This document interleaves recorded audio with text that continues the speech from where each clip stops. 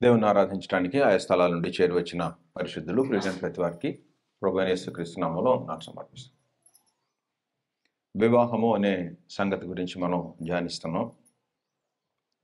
Hebrew పత్రిక 13:4 చెప్పినట్టుగా వివాహము అన్ని విషయములో ఘనమైనది గాను పాన్పు నిష్కల్మషమైనది గాను ఉండవలెను.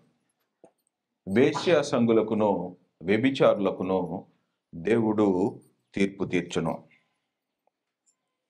వివాహం ఒక్కసారే భార్య అయినా భర్త అయినా బ్రతికి ఉన్నంత కాలం వివాహ బంధము నిబంధన తెగిపోదు. వివాహ బంధం తెగిపోవాలంటే భార్యాభర్తల్లో ఒకరు మరణించితే తప్ప వివాహ బంధం తెగిపోదు.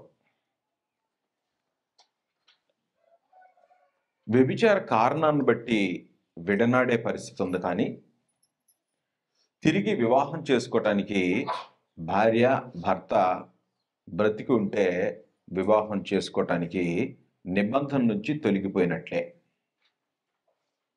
గత 4 వారాలుగా మనం ఇది 5వ వారం అనుకుంటాను, వివాహాన్ని గురించి మనం చర్చిస్తున్నాం. పోయిన వారం వ్యభిచారం అంటే ఏంటో వివరాలు విన్నాం. మనం భార్య బ్రతికి ఉండగా వేరొక స్త్రీని చేరిన, భర్త బ్రతికి ఉండగా వేరొక పురుషుణ్ణి చేరిన వ్యభిచారం. అది మేము వివాహం చేసుకున్నామండి అన్న చేరటానికి వీలు లేదు అన్నాడు. లూకాసువార్త 16:18. తన భార్యను విడనాడి మరి ఒకతను వివాహము చేసుకొను ప్రతివాడు అన్నాడు. తన భార్యను విడనాడి మరి ఒకతను వివాహము చేసుకొని ప్రతివాడు వ్యభిచరించుచున్నాడు. భర్తను విడిచిన దానిని వివాహము చేసుకొనువాడు వ్యభిచరించుచున్నాడు. భార్యను విడనాడి మరి ఒకతను పెళ్లి చేసుకోవటానికి వీల్లేదు. ఒకవేళ విడనాడాలంటే కారణం ఏంటంటే వ్యభిచారం. విడనాడి వివాహం చేసుకోవటానికి, విడనాడితే వివాహం చేసుకుంటే అది వ్యభిచారం. నా భార్య లేకపోతే నా భర్త వ్యభిచారం చేస్తున్నాడండి, నేను వదిలేశాను, మరొక వివాహం చేసుకున్నానంటే నువ్వు కూడా చేసేదేంటి? వివాహ బాంధవ్యంలో నిబంధనలో పాల్గొంటారు అనే విషయాలు మొట్టమొదటి సందేశంలో చెప్పాను. నిబంధనకు పాత్రురాలు కదా. తన యవ్వన కాలపు ప్రియుని విడిచినది దేవుని నిబంధనను మరుచినదని సామెతల గ్రంథంలో, అలాగే మలాకి గ్రంథంలో నిబంధన మర్చేవాడు అని. కాబట్టి నిబంధన అంటే షరతులతో కూడుకున్నటువంటిది. 2 పార్టీలకి ఒకే షరతులు ఉంటాయి. ఒక అగ్రిమెంట్కి వచ్చినప్పుడు షరతులు రాయబడినప్పుడు వివాహ నిబంధనలో వివాహము అన్ని విషయాల్లో ఘనమైందని చెప్పిన తర్వాత ఆ వివాహ విషయంలో వ్యభిచరించితే విడిపోండి, విడాకులు ఇవ్వండి అన్నాడు. వ్యభిచరించటం అంటే తన భార్యను వదిలిపెట్టి, భర్తను వదిలిపెట్టి ఇంకా పరా వ్యక్తులతో ఏకదేహం అవటం అనేటువంటిది, లైంగిక కార్యకలాపాలు జరిపించడం అనేది వ్యభిచారం అన్నాడు. భార్య కానీ భర్త కానీ వ్యభిచరించితే వదిలిపెట్టాడు. వదిలిపెట్టిన తర్వాత ఈయన మరలా వివాహం చేసుకుంటే ఏం చేస్తున్నట్టు? వ్యభిచరిస్తున్నట్టే లెక్క. అందుకని నేను చెప్తున్నాడు, తన భార్యను విడనాడి మరి ఒకతను వివాహము చేసుకొని ప్రతివాడు, విడనాడి వివాహం చేసుకుంటే ఏమంటది? వ్యభిచారం.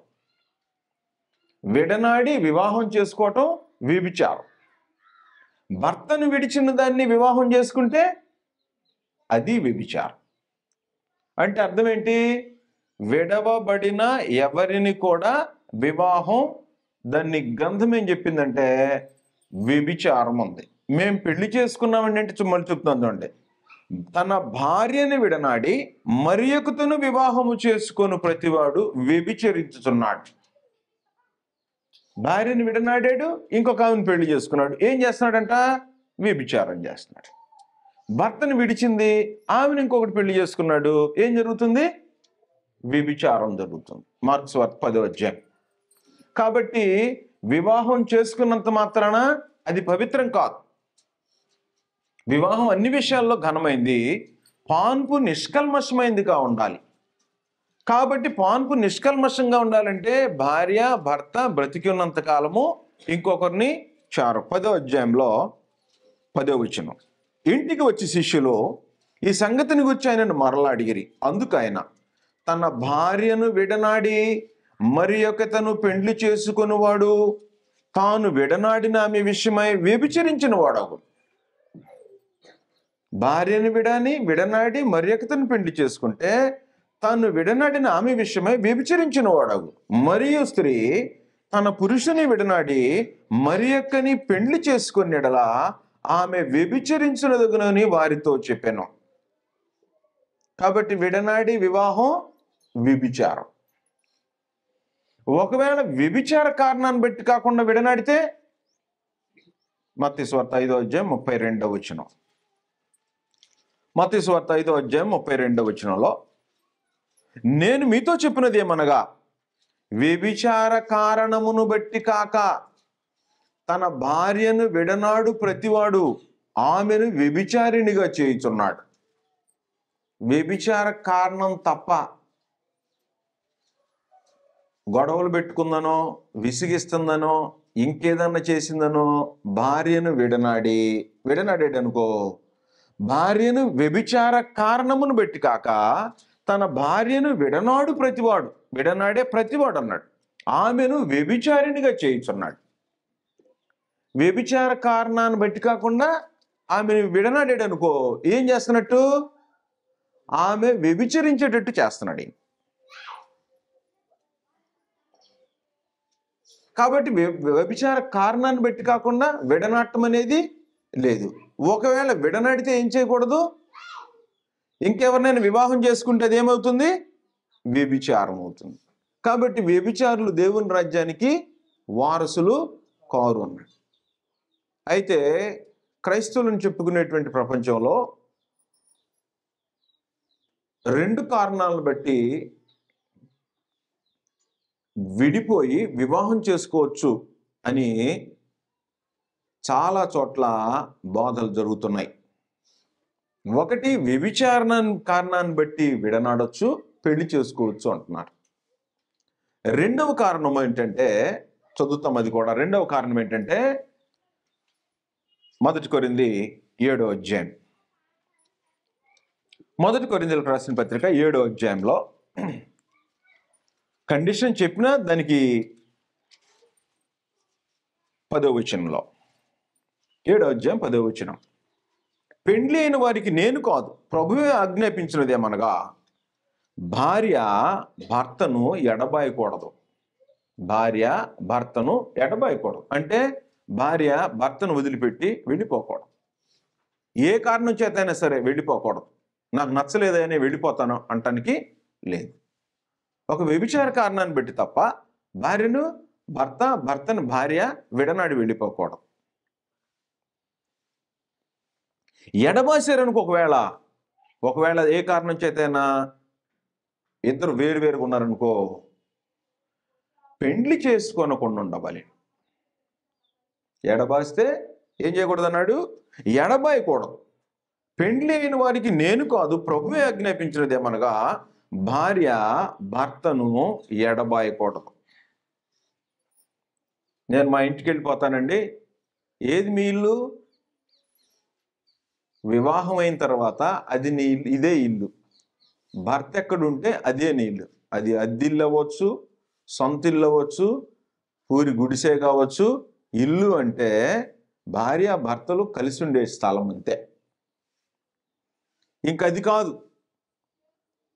అందువలన వివాహాలు బ్రేక్ అవటానికి దేవుని జ్ఞానం లేకుండా అపవాది మనుషుల్ని అపోహ పట్టిస్తున్నాడు, పెడదారి పట్టిస్తున్నాడు. తప్పుదారి పట్టిస్తున్నాడు, మనుషుల్ని సత్యంలో నుంచి తొలగిస్తున్నాడు. వివాహము పవిత్రమైనది, అన్ని విషయాల్లో ఘనమైనది. పాన్పు నిష్కల్మషంగా ఉండాలి అంటే పవిత్రమైనది. కాబట్టి ఈ వివాహము బాంధవ్యం మనుషులకు అర్థం కావట్లేదు. ఈ వివాహం చేసుకోవటం ఒక ఎత్తు అయితే కాపురం చేయటం ఇంకా భయంకరంగా ఉంది.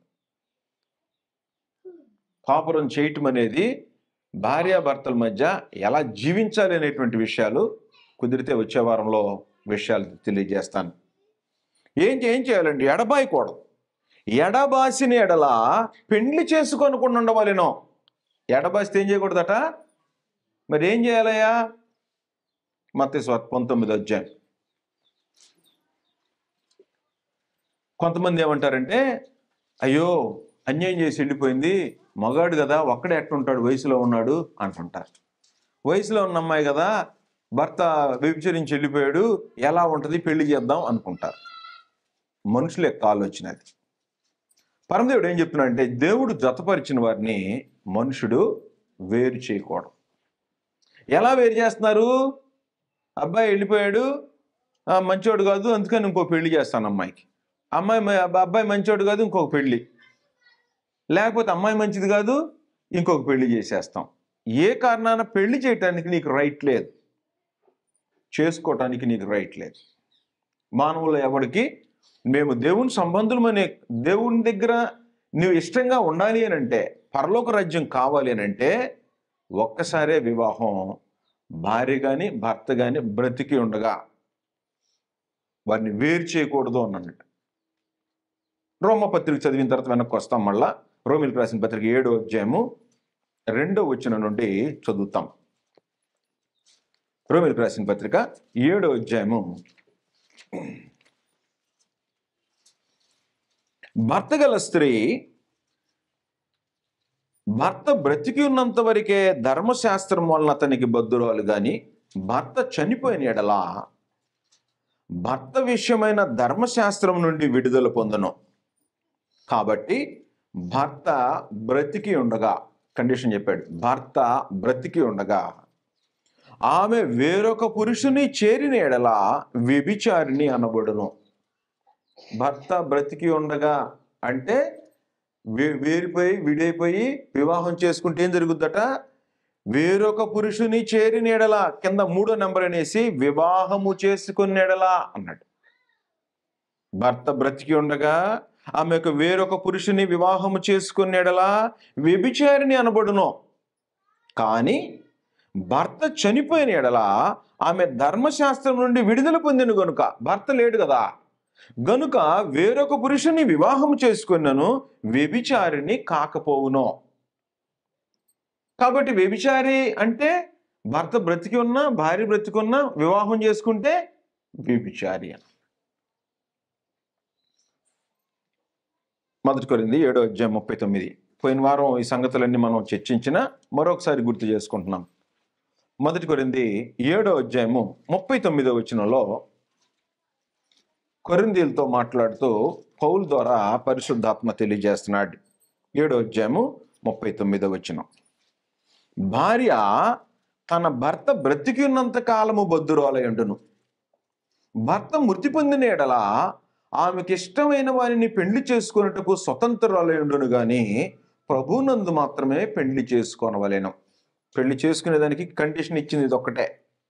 కొత్త నిబంధనలో పెళ్లి చేసుకోవటానికి అంటే ఒక్కసారి వివాహం చేసుకున్న వాళ్ళు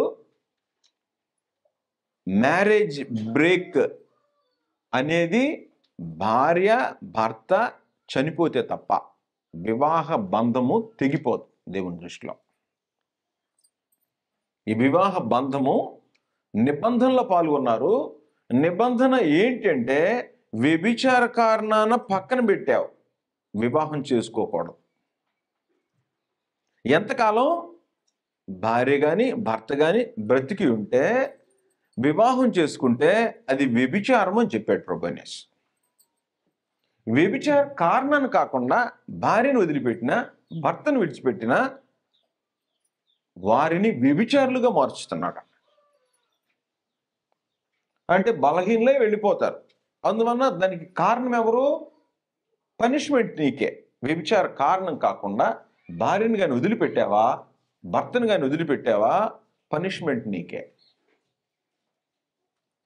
అందువలన భార్యాభర్తల బాంధవ్యం ఎంత పటిష్టమైందంటే బ్రతికున్నంత కాలం ఈ నిబంధన ఈ కవినెంట్ నిబంధన ఎంతకాలం అంటే బ్రతికున్నంత కాలము, రెండు పార్టీలు బ్రతికున్నంత, ఒకళ్ళు బ్రతికున్నంత కాలము ఇక లేదు. కిందకి ఏం చెప్పాడంటే 7వ అధ్యాయంలోనే, అయితే ఆమె విధవరాలుగా ఉండినట్టయిన ఎడల మరి ధన్యురాలని నా అభిప్రాయం.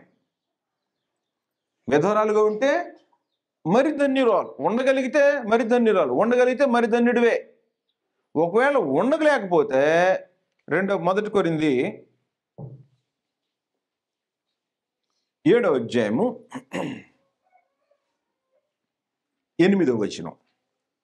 మొదటి కొరింథీ 7వ అధ్యాయం 8వ వచనం. నా వలే ఉండుట వారికి మేలని పెండ్లి కాని వారితోనూ విధవరాండ్రతోనూ చెప్పుచున్నాను. నా వలే అంటే పౌలుకి వివాహమైందో, వివాహమై భార్య చనిపోయిందో గ్రంథం వివరాలు చెప్పలేదు. నా వలే ఉండుట అన్నాడు.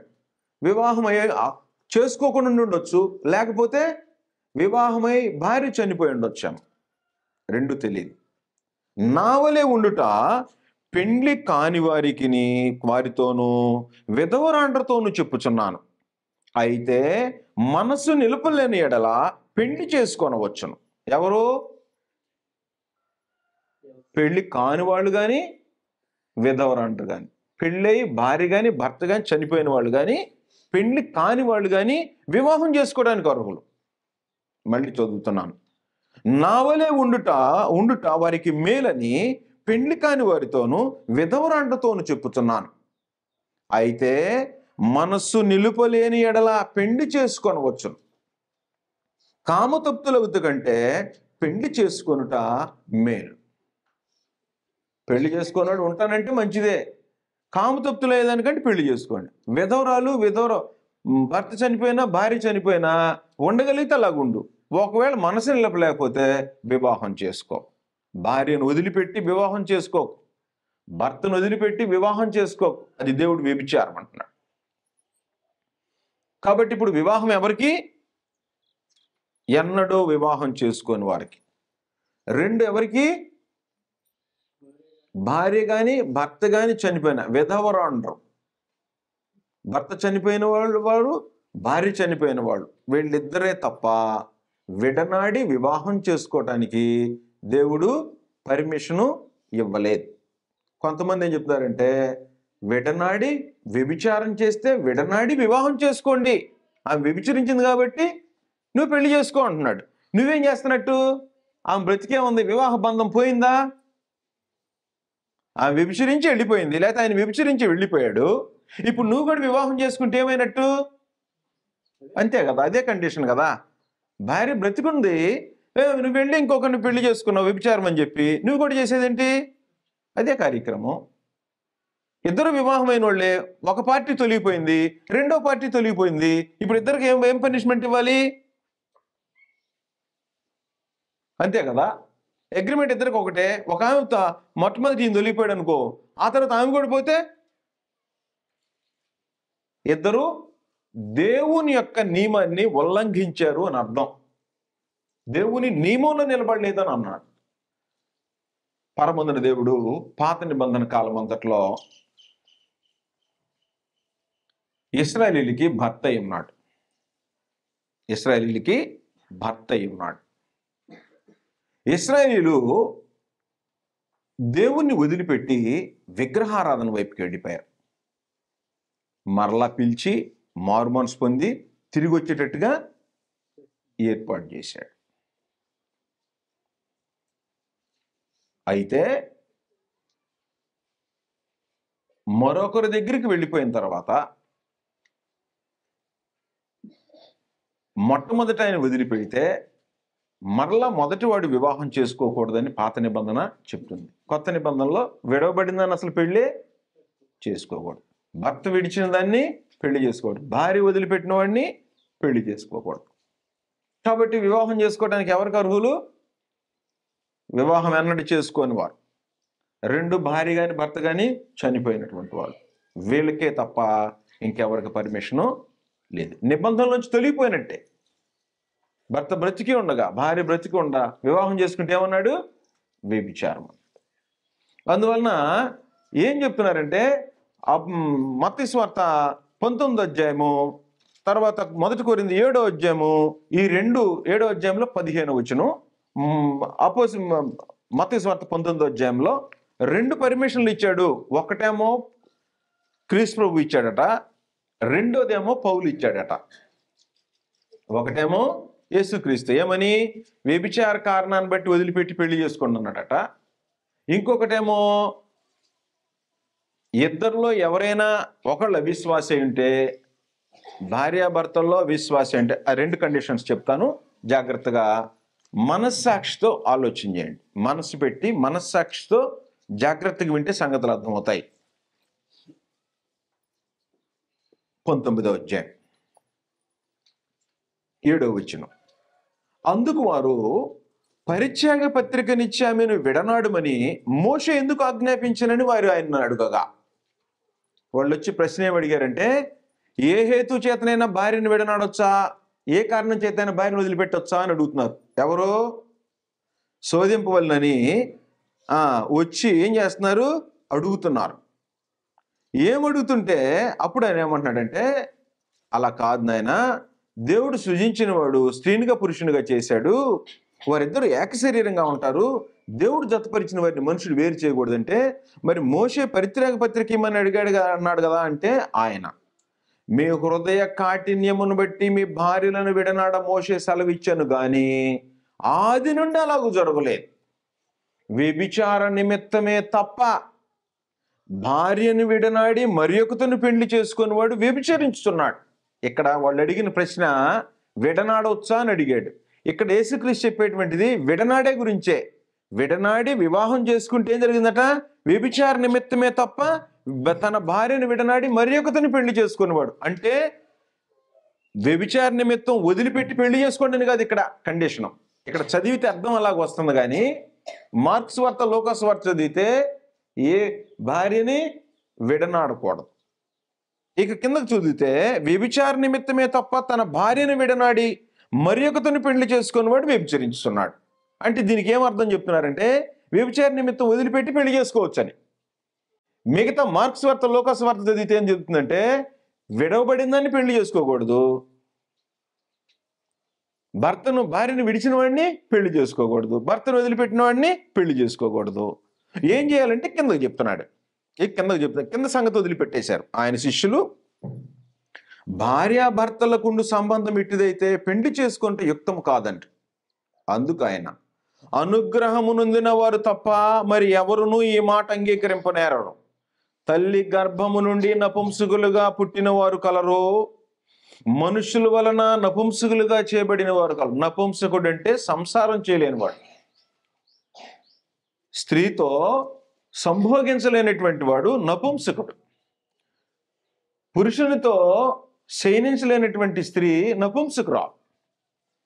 తల్లి గర్భం నుంచి అలాగ పుట్టిన వాళ్ళు ఉన్నారట, మనుషుల వల్ల నపుంసకులుగా చేయబడినవారు. షడ్రక్, మేషక్, అబేద్నెగో, దానియేలు మనుషుల వల్ల నపుంసకులుగా చేయబడినవారు. రాజ్యంలో ఉండటానికి స్త్రీలను పాడు చేస్తారేమో రాజ్యభవనంలో అని బబులోను సామ్రాజ్య చక్రవర్తి నెబుకద్నెజరు ఈ యవనస్తులైనటువంటి 4 పురుషుల్ని నపుంసకులుగా మార్చేశాడు. అంటే సంసారానికి పనికి రాకుండా భౌతికంగా చేసేసాడు. మనుషుల వలన నపుంసకులుగా చేయబడినటువంటి వారు కాదు. ఆ తర్వాత 3వ రకము, పరలోక రాజ్యము నిమిత్తము తమ్మును తామే నపుంసకులుగా చేసుకునే వారు కలరు. చెప్పిన సందర్భం దేనికి సంబంధించి? భార్యను విడనాడాడు, ఎలా ఉండాలి ఇప్పుడు? నపుంసకుడుగా ఉండాలి. విడనాడి వివాహం చేసుకుంటే వ్యభిచారం అయింది. కాబట్టి విడనాడితే ఇప్పుడు ఏం చేయాలి? దేవుని రాజ్యం విడిపోయింది, వ్యభిచారం చేసి వెళ్ళిపోయింది. తను ఏం చేయాలి? దేవుని నిబంధన గౌరవించేవాడైతే ఏం చేయాలి? అలాగే జీవితకాలం తన్ను తాను నపుంసకుడిగా చేసుకొని జీవితాన్ని కొనసాగించితే పరలోక రాజ్యము నిమిత్తము దేవుని సన్నిధికి వస్తుంది. ఎందుకు అసలు?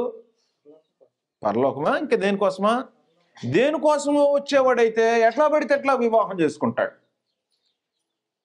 పరలోక రాజ్యం కోసమే వచ్చేవాడైతే పరలోక రాజ్యము నిమిత్తము తమ్మును తామే నపుంసకులుగా చేసుకునే వారు కలరో ఈ మాటను అంగీకరింపగలవాడు అంగీకరించునుగాక. దేవుని మాటను గౌరవించేవాడు దీన్ని అంగీకరిస్తాడు, లేకపోతే అంగీకరించడు, ఇక ఏదో చేస్తుంటాడు. అందువల్ల మత్తయి సువార్త విడిపోయి వ్యభిచార నిమిత్తం విడనాడి వివాహం చేసుకోమంటలా. వాళ్ళు అడిగిన ప్రశ్న ఏ కారణం చేతైనా విడనాడొచ్చా అని అడిగాడు. అందుకు వివరాలు చెప్పాడు. వ్యభిచార కారణాన్ని బట్టి కాక అన్నాడు. విడనాడితే ఎట్లా ఉండాలి? ఇప్పుడు నపుంసకుడుగా జీవించాలి. మార్క్స్ వార్త అదే చెప్తుంది, లూకాసు వార్త అదే చెప్తుంది, రోమాపత్రిక అదే చెప్తుంది. భర్త బ్రతికి ఉండగా వేరొక పురుషుని చేరితే వ్యభిచారిని, చనిపోతే వివాహం చేసుకోవచ్చు. 1 కొరింథీ 7:30-39 కూడా ఏం చెప్తుంది? భర్త చనిపోతే ఆమె మరి వివాహం చేసుకోవటానికి అర్హురాలై ఉంటుంది అని చెప్పేశాడు. ఇది ఒక కండిషన్ యేసుక్రీస్తు ఇచ్చాడట. ఏది? ఇప్పుడు చెప్తున్నటువంటి వ్యక్తులు. రెండవ కారణం అట, రెండవ పర్మిషన్ అట పౌలు ఇచ్చాడట. అంటే భార్యను వదిలిపెట్టి భర్తను వదిలిపెట్టి వివాహాలు చేసుకుందామనే కోరిక ఉన్నటువంటి వాడికి ఇవి ఆలోచనగా ఉంటాయి. కానీ దేవుని నియమం ప్రకారం ఆలోచన చేసేవాడికి ఎలా ఉంటుందో చూస్తాం. 1 కొరింథీ 7వ అధ్యాయం ఇప్పుడు చదివాం కదా. భార్య భర్తను విడనాడకూడదు, భర్త భార్యను భర్త విడనాడకూడదు. ఒకవేళ విడనాడితే ఏం చేసుకోకూడదు? పెళ్లి చేసుకోకూడదు, లేదా భర్తతో సమాధాన పడాలి. రెండవ కండిషన్ ఏం చెప్పాడంటే, ఒకవేళ అవిశ్వాసి అయిన భర్త, అవిశ్వాసి అయిన భార్య కొరింథీ పట్టణంలో వివాహాలు చేసుకున్నారు. వివాహాలు చేసుకున్నటువంటి వాళ్ళు బాప్తిస్మం పొందిన వాళ్ళు ఉన్నారు. బాప్తిస్మం పొందినటువంటి వాళ్ళకి సమస్యలు వస్తే ఆ ఉత్తరం రాసినప్పుడు ఆ ఉత్తరానికి పరిష్కారం రాస్తే ఏం చెప్తున్నాడంటే, ఇద్దరు ఉన్నారనికి ఇప్పుడు భార్యాభర్తలో, ఒక భర్త విశ్వాసి బాప్తిస్మం పొందినవాడు, భార్య అవిశ్వాసి. భర్తేమో విశ్వాసి, భార్య ఏమో అవిశ్వాసి. భార్య విశ్వాసి, భర్త విశ్వాసి. ఇద్దరిలో భర్త విశ్వాసే ఉండొచ్చు, భార్య విశ్వాసే ఉండొచ్చు. రెండవ కండిషన్లో భార్య విశ్వాసే ఉండొచ్చు, భర్త విశ్వాసే ఉండొచ్చు. ఇలాంటి వివాహాలు జరిగినటువంటి కండిషన్లో బాప్తిస్మం పొందినటువంటి వ్యక్తులు కొరింథీ పట్టణంలో ఉన్నారు. అలాంటి వారికి వివరాలు చెప్తూ ఏం చెప్తున్నాడంటే 13వ వచనం నుండి 12వ వచనం, ప్రభు కాదు నేనే తక్కిన వారితో చెప్పినది ఏమనగా, పౌలు ఇచ్చాడంట పర్మిషన్ చెప్తున్నాడు కింద. ఏ సహోదరునికైనాను అవిశ్వాసురాలైన భార్య ఉండి, ఏ సహోదరునికైనా అవిశ్వాసురాలైన భార్య ఉండి ఆమె అతనితో కాపురము చేయ ఇష్టపడినడలా అతడు ఆమెను పరిత్యజింపకూడదు. అంటే అర్థం ఏంటంటే, అవిశ్వాసులైన భార్య ఉంది, తనతోనే కాపురం చేయడానికి ఇష్టపడుతుంది, ఆరాధనకు రావట్లా, దేవుని సన్నిధికి రావట్లా, దేవుడు అంటే ఇష్టం లేకుండా ఉంటుంది, ఆమెను పరిత్యజింపకూడదు. నువ్వు నాతో పాటు ఆరాధనకు రావట్లేదు కాబట్టి నువ్వు వెళ్ళిపో అని అనుకోవడం. నంబర్ 2, మరియు ఏ స్త్రీకైనాను అవిశ్వాసి అయిన భర్త ఉండి ఆమెతో కాపురము చేయ ఇష్టపడిన యెడల ఆమె అతన్ని పరిత్యజింపకూడదు. అంటే భర్త అవిశ్వాసి, ఆమెతోనే ఉండటానికి ఇష్టపడుతున్నాడు, దేవుని సన్నిధికి రావట్లా, ఇంకా ఎలాగైనా బ్రతుకుతున్నాడు. అంటే దేవుని సన్నిధికి రాకుండా అవిశ్వాసిగా బ్రతుకుతున్నాడు, దేవుణ్ణి ఎరగకుండా బ్రతుకుతున్నాడు. అప్పుడు ఏం చేయకూడదు? ఆమె అతన్ని పరిత్యజింపకూడదు. అంటే రెండు పార్టీల్లో ఒక పార్టీ విశ్వాస ఉండి రెండో పార్టీ అవిశ్వాస ఉంటే కాపురం చేయడానికి ఇష్టపడితే నువ్వు వదిలిపెడతానికి వీల్లేదు. కింద చెప్పా, అవిశ్వాసి అయిన భర్త ఎందుకు వదిలిపెట్టకూడదు అంటే, నువ్వు అవిశ్వాసి అయిన భర్త భార్యను బట్టి పరిశుద్ధపరచబడను. భార్య పవిత్ర ప్రవర్తన ఉందనుకో, 1 పేతురు పత్రిక 3వ అధ్యాయం మొదటి పేతురు పత్రిక 3వ అధ్యాయం మొదటి వచనం. అటువలే స్త్రీలరా అంటే విశ్వాసి అయిన స్త్రీకి ఇప్పుడు మాట్లాడుతుంది. ఎందుకని స్త్రీ అవిశ్వాసి అయిన భర్త భార్యను బట్టి పరిశుద్ధపరచబడను. అటువలే స్త్రీలారా మీ స్వపురుషులకు లోబడి ఉండుడి. అతను అవిశ్వాసి అయినా నువ్వు లోబడి ఉండాలా.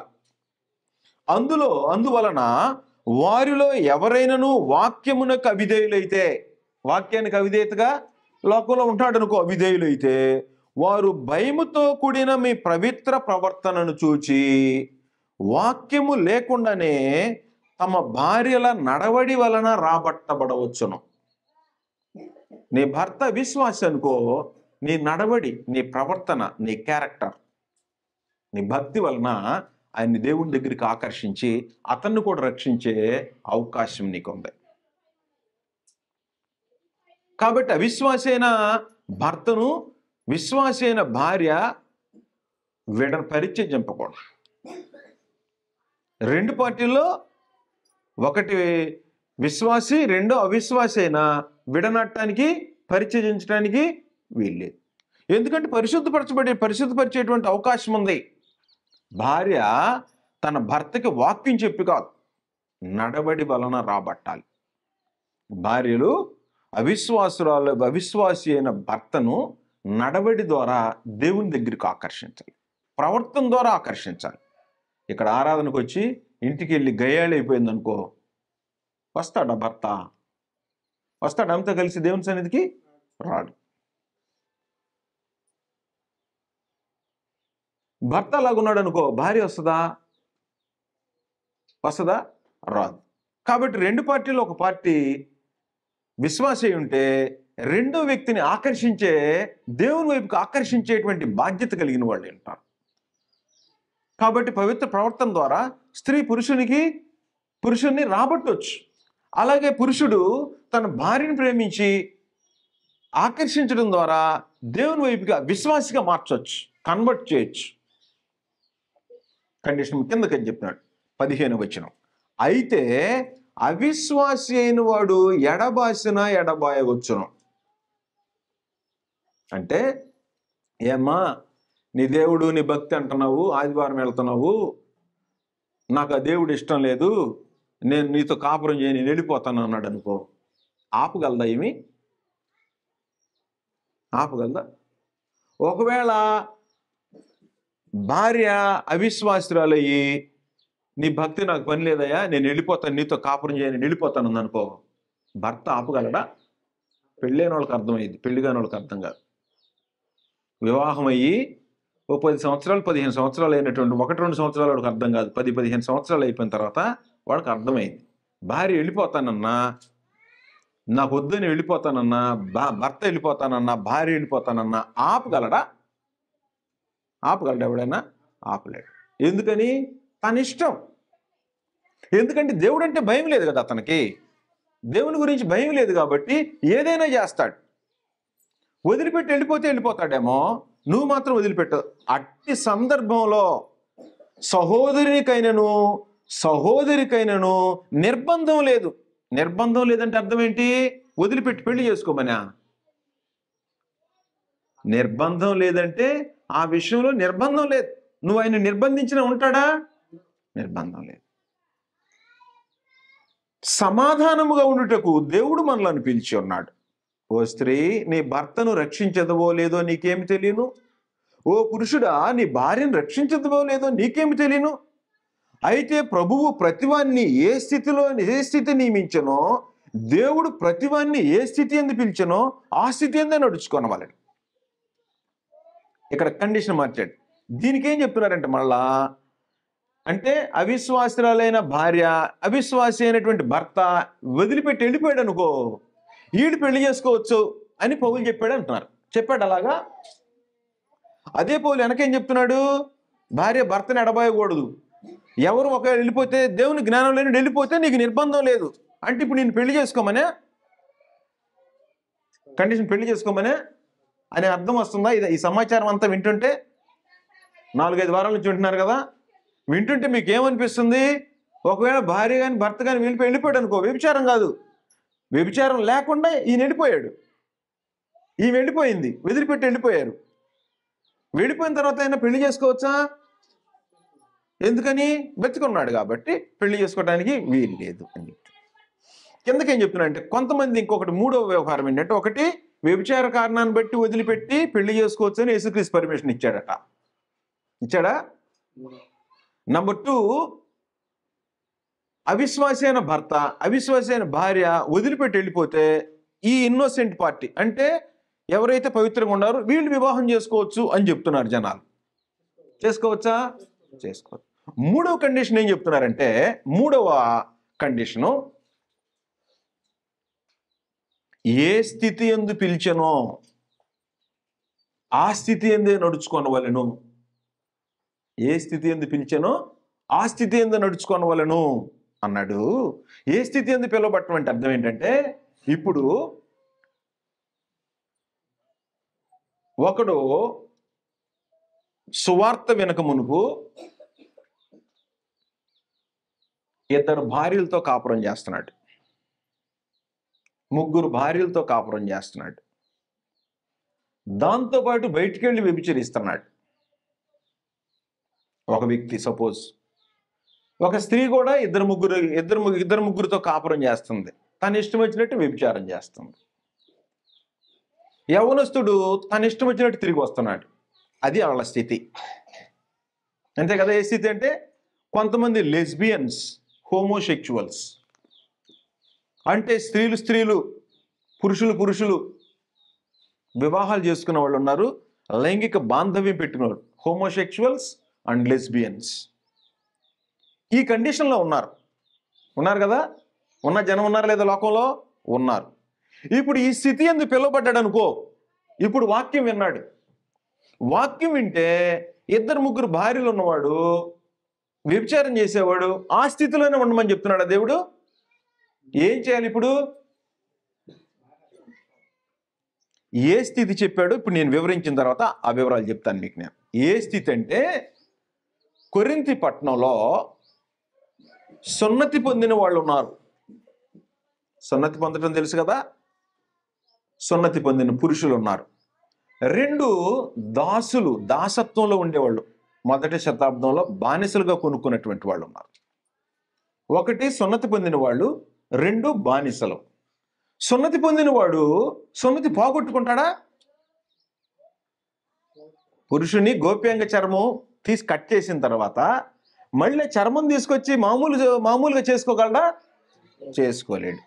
దాసుడు ఉన్నాడు, ఈ దాసుడు స్వతంత్రుడిగా వెళ్ళిపోవచ్చా? ఎలా వెళ్ళాలి? వెళ్ళదలుచుకుంటే దాసత్వంలో ఉండటానికి ఏ కండిషన్ ఉందో, ఏం చెల్లిస్తే విడుదల పొందుతాడో ఆ కండిషన్లో రావాలి. వీళ్ళిద్దరికి కూడా రక్షణ ఉంది అని చెప్పటానికి ఏ స్థితి ఉంది పిలిచెను అన్నది ఇక్కడ చెప్పాడు. కింద చదువుతాను చూడండి, 18వ వచనం. సున్నతి పొందిన వాడెవడైనను పిలువబడిన సున్నతి పోగొట్టుకొనవలదు. ఏ స్థితిలో పిలువబడిన చెప్తున్నాడు? సున్నతి పోగొట్టుకొనవలదు. పోయిద్దా? కాదు. పిలువబడిన సున్నతి పొందవలదు. సున్నతి అవసరం లేదు. సున్నతి పొందిన వాడైతే అలాగే ఉండాలి, సున్నతి పొందని వాడైతే ఇప్పుడు ఏం చేసుకోకూడదు? సున్నతి పొందకూడదు. ఇది స్థితి. సున్నతి పొందిన వాడు ఉంటే ఆ సున్నతిని పోగొట్టుకుంటాడా? లేదు. సున్నతి పొందని వాడు ఉంటే మళ్ళీ ఇప్పుడు సున్నతి పొందకూడదు. అంటే కొంతమంది సున్నతి పొందమని చెప్పేవాళ్ళు ఉన్నారు. అందుకని ఏ స్థితిలో సున్నతి పొందినవాడు సున్నతి పొందినట్టు, సున్నతి పొందినవాడు అలాగే ఉండొచ్చు. రక్షణకి ఈ రెండింటికి ఇబ్బంది ఏం లేదు. రక్షణకి ఏది ఇబ్బందో చెప్తాను. నంబర్ 2, దేవుని ఆజ్ఞలను అనుసరించటే ముఖ్యము కానీ సున్నతి పొందుటేంది ఏమీ లేదు, సున్నతి పొందపోవటం ఏమీ లేదు.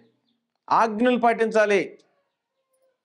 ప్రతివాడు ఏ స్థితిలో పిలువబడినో ఆ స్థితిలోనే ఉండవాలి. అంటే సున్నతి పొందినవాడు సున్నతి పొందినట్టు, సున్నతి పొందినవాడు సున్నతి పొందినట్టే ఉండాలి. దాసుడివై ఉండగా పిలువబడితేవా చింతపడవద్దు కానీ స్వతంత్రుడు ఒకటి శక్తి కలిగిన స్వతంత్రుడు ఒకటి మరి మంచిది. ప్రభువునందు పిలువబడిన దాసుడు ప్రభు వలన స్వాతంత్ర్యం పొందినవాడు. ఆ ప్రకారమే స్వతంత్రుడై ఉండి పిలువబడినవాడు క్రీస్తు దాసుడు. అంటే సున్నతి పొందినవాడు రక్షణకు అర్హుడు, సున్నతి పొందినవాడు రక్షణకు అర్హుడు, దాసుడు రక్షణకు అర్హుడు, స్వతంత్రుడు రక్షణకు అర్హుడు. ఎవడు రక్షణకు అర్హుడు కాదు?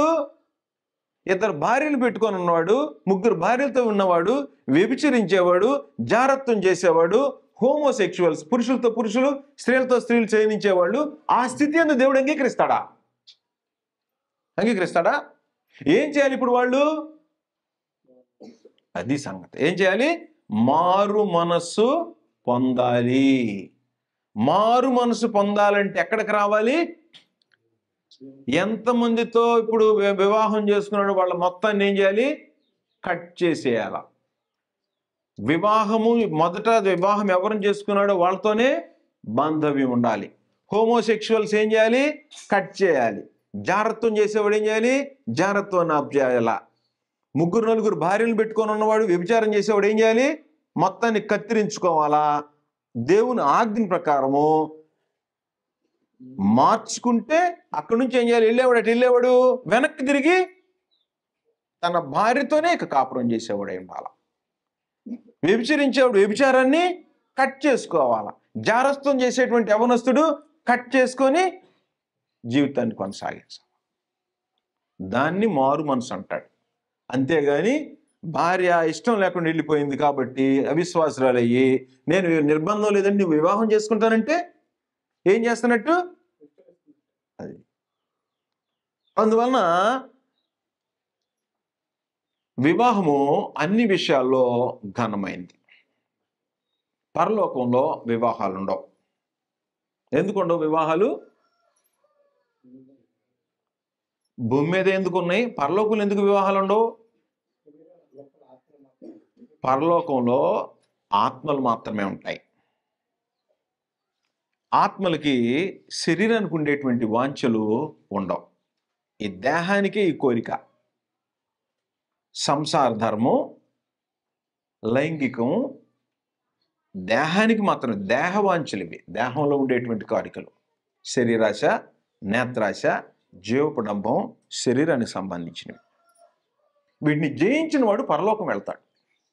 వివాహ విషయంలో ఎంతో జాగ్రత్తగా ఉండాలి. కాబట్టి వివాహ బాంధవ్యం ఎరిగినటువంటి వాళ్ళు కుటుంబాలని భద్రం చేసుకుంటారు. ఏ కారణమైన డిస్టర్బెన్స్ వస్తే విడివిడిగా దూరంగా ఉంటారు, వివాహం చేసుకోరు. వివాహం చేసుకుందాం శారీరక కోరిక అని ఆలోచన చేస్తే తిరిగి వచ్చి భార్యతో భర్తతో సమాధాన పడతారు. ఒకవేళ అవిశ్వాసమైన భార్య వెళ్ళిపోతే నపుంసకుడిగా ఉండిపోతాడు. భార్య వ్యభిచరించి వెళ్ళిపోతే, భర్త వ్యభిచరించి వెళ్ళిపోతే వివాహం చేసుకోకుండా దేవుని రాజ్యం నిమిత్తము తమను తామే నపుంసకులుగా చేసుకొని బ్రతుకుతారు. ఏ స్థితిలో అంటే నువ్వు ఏ స్థితిలో ఉండవు ఆ స్థితిలో రక్షణ పట్టమంటే అర్థం అది కాదు. దాసుడు స్వతంత్రుడు, సున్నతి పొందినవాడు సున్నతి పొందినవాడు, ఆ స్థితి గురించి మాట్లాడేడే తప్ప 4 భార్యలు ఉంచుకున్నాడు. కొంతమంది ఏం చెప్తున్నారంటే మొదటి భార్యను వదిలిపెట్టాడు, 2వ భార్యను వదిలిపెట్టాడు, 3వ భార్యను వదిలిపెట్టాడు, ఇప్పుడు ఒక భార్య ఏం చేస్తున్నాడు? ఈమెతో ఉంటే సరిపోద్దాం. సరిపోద్దా? భార్యని విడనాడి మరి ఒకటితో ఉంటున్నాడంటే ఏమంటాడు దేవుడు దాన్ని? అబ్బో ఎప్పుడు 30 ఏళ్ళు అయిపోయిందయ్యా, ఇప్పుడు వదిలిపెడితే ఎట్లా? 30 ఏళ్ళు అయిపోయిందంట. 30 ఏళ్ళు అయిపోయింది. 30 ఏళ్ళ నుంచి ఏం చేస్తున్నట్టు? ఇప్పుడు ఏం చేసుకోవాలి? దేవుని రాజ్యం కావాలంటే మొత్తం కట్ చేయాలి. పిల్లలు ఉన్నా ఏమన్నా చేయాలి? ఇప్పుడు ఆ బాంధవ్యం ఏం చేసుకోవాలి? కట్ చేసుకోవాలి. అమ్మా నేను తెలియక నీతో జీవితాన్ని కొనసాగించా, నాకు పరలోక రాజ్యం కావాలి, నీకు నీవే ఉండు, నాకు నేనే ఉంటా. ఒకవేళ కలిసి ఉన్నావా ఎలా ఉంటాం? లైంగిక బాంధవ్యం లేకుండా జీవితాన్ని కొనసాగించాలి తప్ప అలాంటి జీవితాన్ని కొనసాగించడం పరలోకం వెళ్ళలేం అని కట్ చేసి కత్తిరించి, ఇక ఆ బాంధవ్యాన్ని కత్తిరించుకుని బాప్తిస్మానికి వస్తే దేవుడు చూసి పాపాన్ని క్షమిస్తాడు. కానీ 4 అలాగే ఉంచుకొని వచ్చి బాప్తిసం పొందితే బాప్తిసం దాన్ని కడిగేసిద్దా? మారు మనసు పొందినటువంటి వాళ్ళ పాపాన్ని క్షమిస్తాడు. మారు మనసు పొందినటువంటి వాళ్ళు పాప క్షమాపణ ఉండదు. కాబట్టి 4 భార్యలు 4 భర్తలతో నేను కాపురం చేస్తాను, తెలియక వాళ్ళతో ఉంటున్నాను, ఆ స్థితిలో పిలువబడ్డాను, ఇప్పుడు బాప్తిసం పొందితే పాపాలన్నీ కడిగేసి ఈ 4తో కూడా కలిసి ఉంటానండి అనేది దేవుడు చెప్తున్నాడా? కానే కాదు. అందువలన వివాహము అన్ని విషయాల్లో ఘనమైంది. పాన్పు నిష్కల్మషంగా ఉండాలి. పాన్పు కల్మషం ఎప్పుడైంది? భార్య కానీ భర్త కానీ వ్యభిచరించితే కల్మషం అయిపోద్ది. అందువలన అలాంటి వివాహాన్ని దేవుడు అంగీకరించడం. అలాంటి వారికి పరలోకం ఉండదు. అలాంటి వారు ఒకవేళ 30 ఏళ్ళు 40 ఏళ్ళు కొనసాగించినా ఏం చేయాలి? కట్ చేయాలి. పాత నిబంధన చరిత్రలో ఈ సంగతి 70 సంవత్సరాల బబులోను చెరలో యాజకులే దేవుని నిబంధనకు విరుద్ధంగా అన్ని జాతి స్త్రీలను పెళ్లి చేసుకున్నారు. ఒకసారి ఎగ్జాంపుల్ చెప్పి ముగిస్తాను నేను. పాత నిబంధన గ్రంథంలో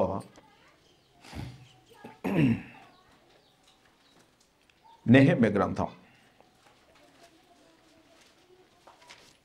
ఎజ్రా గ్రంథం, ఈ రెండింటిలో ఎజ్రా గ్రంథం చూసిన తర్వాత నెహెమ్యాలోకి వస్తాం. ఎజ్రా గ్రంథం 10వ అధ్యాయం, చివరి అధ్యాయం, 10వ అధ్యాయము మీరు మొదటి వచనం నుండి చదువుకుంటారండి. నేను సారాంశం చెప్తాను. ఏంటంటే ధర్మశాస్త్రపు కాపీ తీసుకొచ్చి చదివాడట ఎజ్రా శాస్త్రి. ధర్మశాస్త్రపు కాపీ చదివిన తర్వాత జనమందరూ అక్కడ వింటున్నారు. వినేటప్పటికి ఏమర్థమైందో తెలుసు వాళ్ళకి. 2వ వచనం, 10వ అధ్యాయం 2. ఏలాము కుమారులో ఒకడగు యెహూయేలు కుమారుడైన షెకన్య ఎజ్రాతో ఇట్లా నేను, మేము దేశమందుండు అన్ని జనముల్లోని స్త్రీలను పెండ్లి చేసుకొని మా దేవుని దృష్టికి పాపము చేసితిమే. చేసుకున్నాయని చెప్తున్నాడు. ధర్మశాస్త్రంలో ఏం చెప్పాడు? ద్వితీయోపదేశకాండం 7వ అధ్యాయంలో ఏం చెప్పాడంటే అన్యజాతి స్త్రీలను పెళ్లి చేసుకోవద్దు, అన్యజాతి వారి కుమారులకి మీ కుమార్తెలను ఇవ్వద్దు, వాళ్ళు కుటుంబాలుగా మారి వస్తే ఇవ్వండి, మారకుండా వచ్చినటువంటి వాళ్ళకి మీ పిల్లల్ని ఇవ్వద్దు. ఇస్తే ధర్మశాస్త్రం ప్రకారం అది పాపం.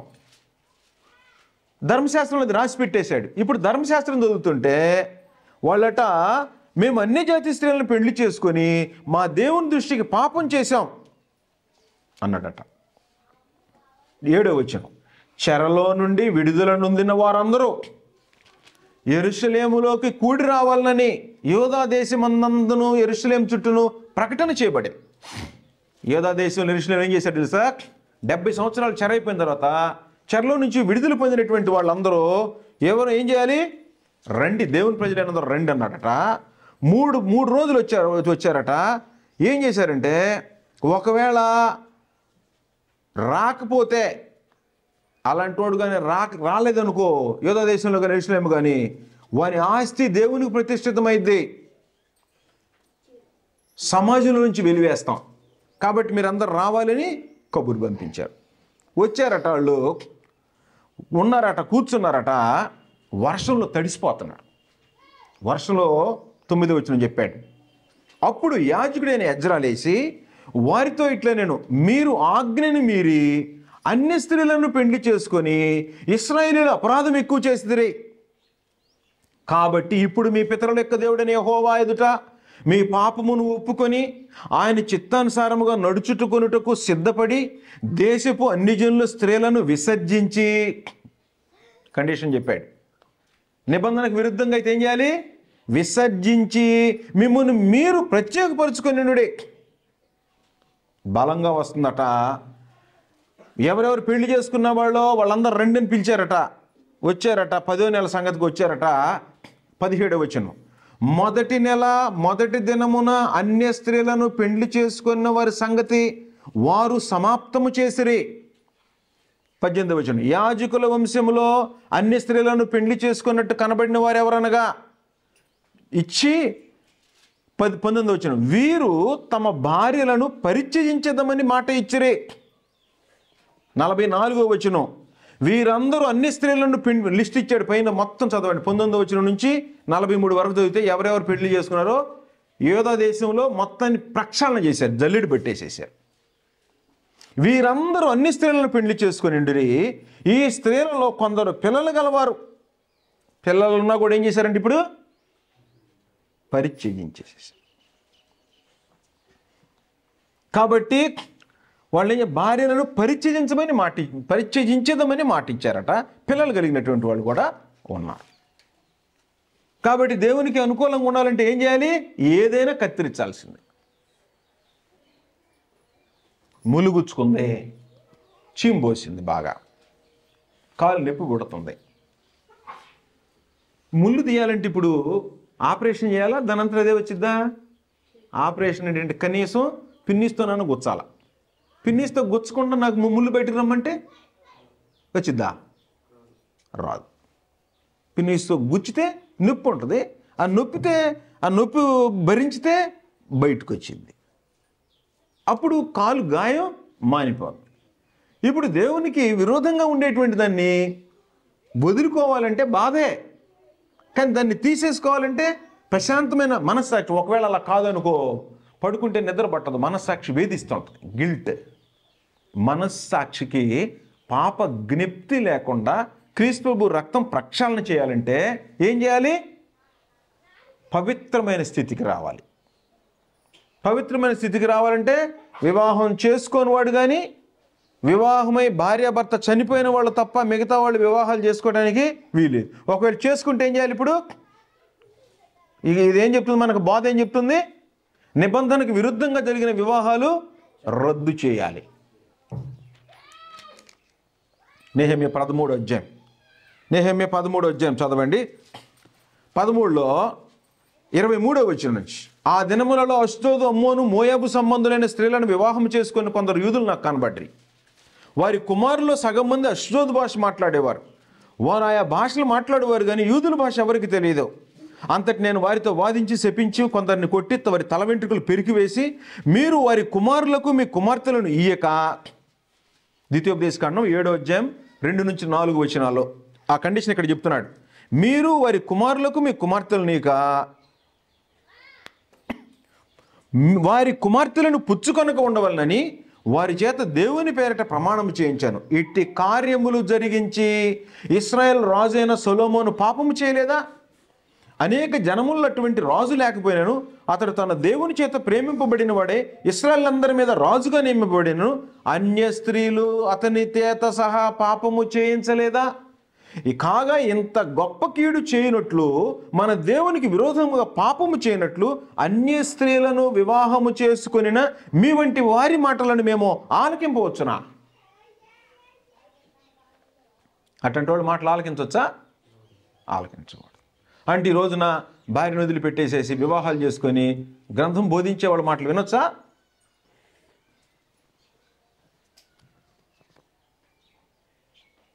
అందువలన వివాహం అన్ని విషయాల్లో ఘనమైంది. పాత నిబంధన ఏం చెప్తుందంటే, నిబంధనకు విరుద్ధంగా ఉన్నవాళ్ళు నిబంధనలోకి రావటానికి భార్యలు పరిచ్ఛేదించారు. నేడు కొత్త నిబంధనలో దేవుని రాజ్యం కావాలంటే ఎలా ఉండాలి? మనుషులు ఒక్కసారి వివాహం, రెండు పార్టీలు, ఒక పార్టీ ఏదన్నా తేడా వస్తే ఇంకొకళ్ళు ఎలా ఉండాలి? నపుంసకుడుగా జీవించాలి. భార్య కానీ భర్త కానీ భూమి మీద నుంచి రాలిపోతే, మరణించితే తప్ప మరలా వివాహం చేసుకోవడానికి దేవుని గ్రంథం మనకు కొత్త నిబంధన పర్మిట్ చేయట్లేదు. నిబంధన బ్రేక్ చేసినట్టు. నిబంధన బ్రేక్ చేసిన వాళ్ళకి ఏముంటుంది? పనిష్మెంట్ ఉంటుంది. అందుకని వివాహ లైసెన్సులు తీసుకొని ఎలా పడితే అలాగ మ్యారేజ్లు చేయడానికి దేవుడు అంగీకరించలా. ధనం వచ్చిద్దని మ్యారేజ్ లైసెన్స్ తీసుకున్నాడు. ఏం చేస్తున్నాడు? ధనం వచ్చిందని ఎట్లా పడితే అట్లా వివాహాలు చేస్తున్నాడు. దేవుడు అలా కోరుకోలేదు. నిబంధన ప్రకారమే వివాహం జరగాలి. పెళ్లి కాని వాళ్ళు కానీ విధవరంటరు కానీ మాత్రమే వివాహం. వివాహం అన్ని విషయాలకు ఘనమైంది. పాన్పు నిష్కల్మషముగా ఉండవలెను. వేశ్యా సంగులకు, fornicators, sex before marriage, fornicators, adulterers, sex after marriage, దాన్ని ఏమంటే అడల్టరీ. వివాహం చేసుకొని దేహాన్ని పాడు చేసుకుంటే వ్యభిచారం. వివాహం చేసుకోకుండా దేహాన్ని పాడు చేసుకుంటే జారత్వం. జారత్వం కానీ వ్యభిచారం కానీ పాన్పుని కల్మషం చేసేది. నిష్కల్మషంగా కాదు, కల్మషం. అలాంటి కల్మషం యొక్క వివాహాన్ని దేవుడు అంగీకరించడం లేదు. కాబట్టి వివాహ విషయాల్లో జాగ్రత్తగా జాగరూకులై ఆస్తి వచ్చిద్దనో, అందం ఉందనో, ధనం ఉందనో, బలగం ఉందనో, ఇంకేదో వచ్చిద్దని ఎలాంటి అలాగూ మ్యారేజెస్ చేసుకొని దేవుని నిబంధనకి విరుద్ధంగా వెళ్ళకూడదని, నిబంధన అనుసరించి వైవాహిక జీవితాన్ని కొనసాగించాలని ప్రభువైన యేసుక్రీస్తు పేరిట మీ అందరికీ వందనాలు సమర్పిస్తూ ముగిస్తాం.